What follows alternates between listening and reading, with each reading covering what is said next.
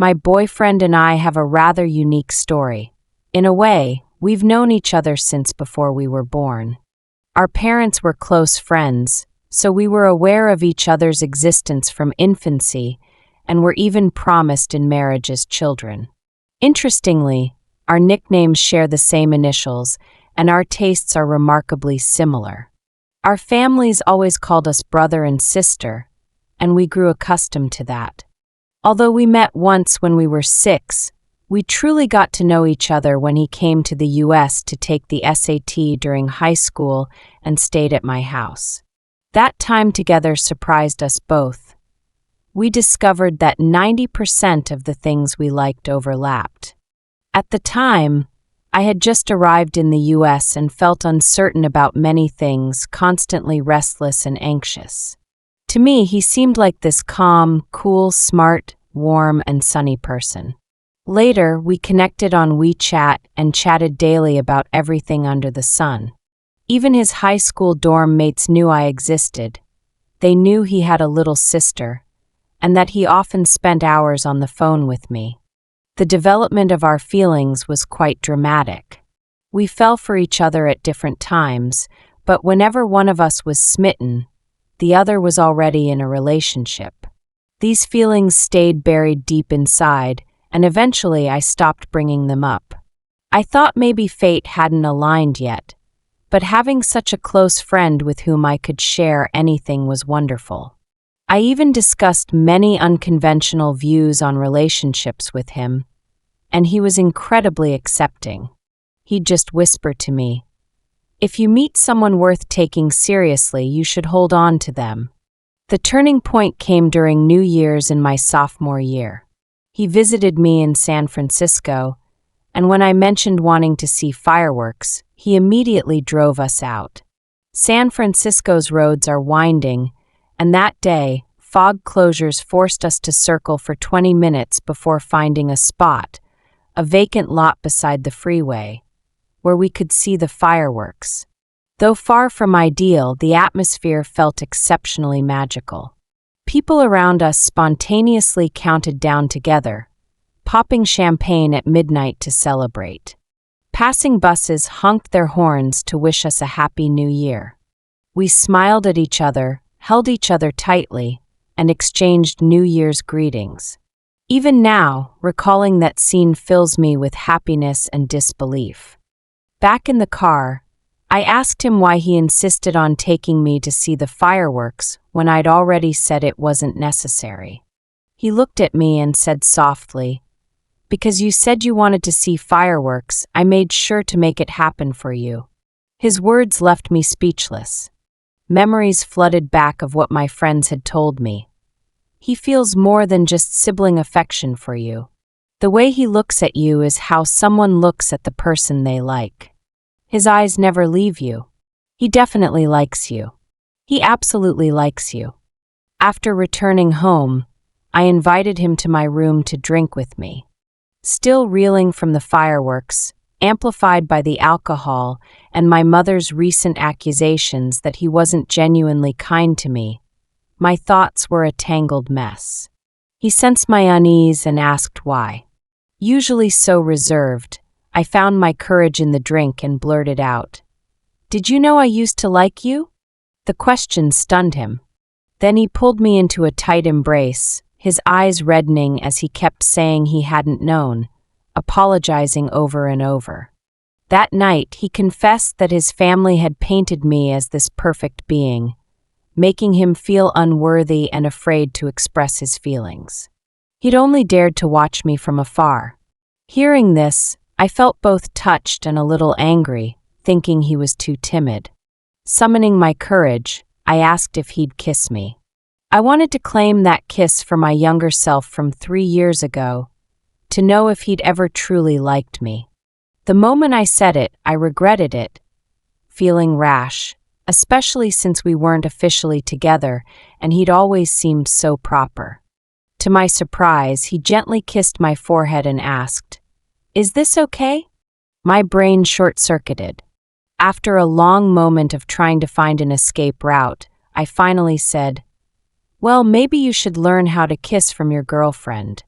Let's just leave it at that." He looked into my eyes and replied softly, "I'd rather learn from you." In that moment, he pulled me into his arms and kissed me deeply. As each other's first kiss, we were both awkward yet passionate, holding each other tightly and kissing with abandon. I half-jokingly asked him, "Ruffians might take advantage of you. Should you push me away?" Though my heart yearned to continue, my reason told me it was time to stop. Unexpectedly, he gazed at me, his eyes sparkling. He gently cupped my chin and asked, "Why would I push away such a cute troublemaker?"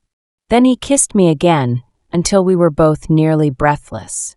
After that, he held me close, burying his face in my neck. I couldn't recall the exact words, but he later told me that only I existed in his mind at that moment.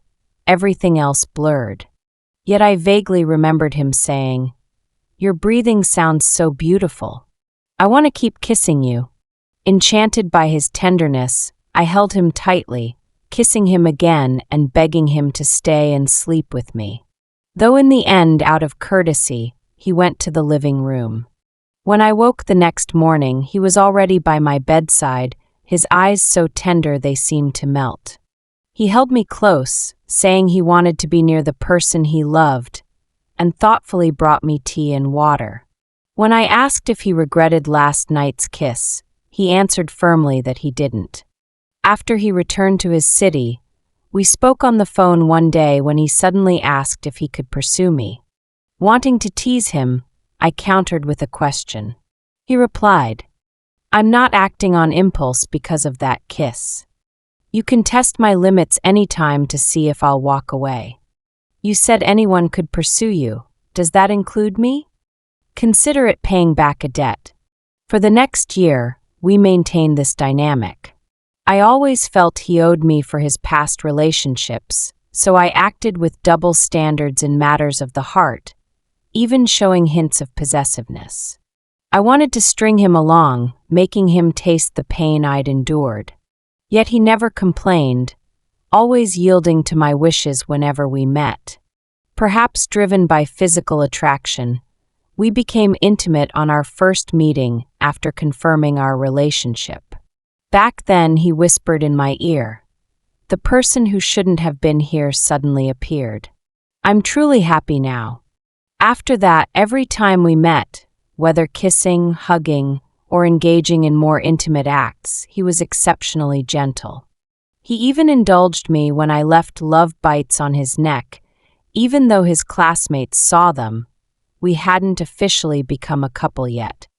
During a period when I was feeling low, I clung to him and cried during one of our meetings, confessing my fear of losing him and worrying that I wouldn't always be his top priority. He held me tightly and whispered, "Then let me be yours, okay?" That was the first time I saw him truly cry in front of me. His expression revealed both extreme caution and profound hurt. Later, when I went through some difficult times, he stayed by my side, offering emotional support.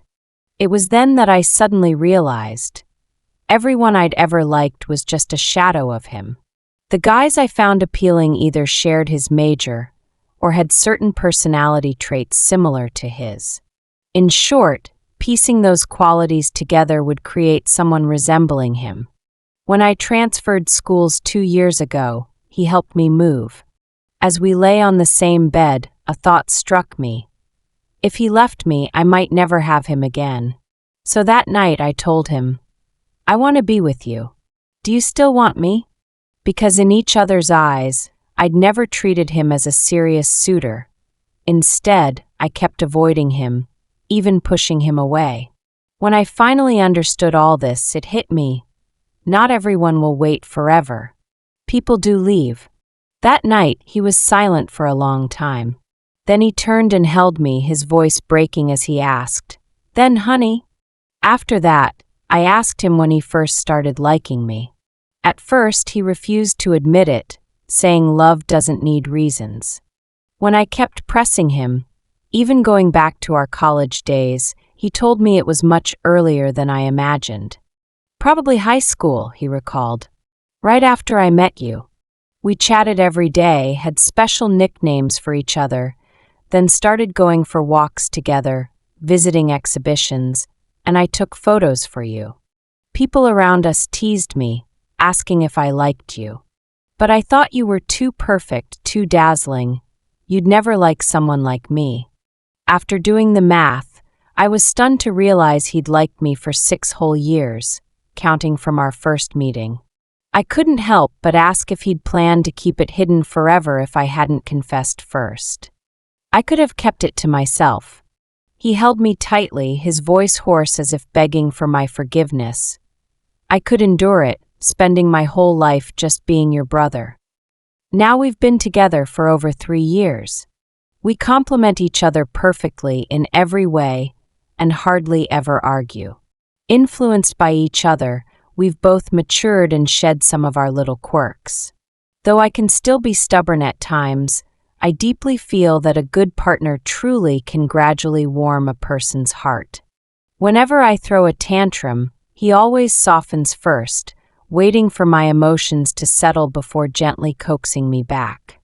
Though he majored in computer science, he studies finance alongside me and excels at it more than I do. We're in a long-distance relationship, yet he flies across the United States every 2 weeks to be with me.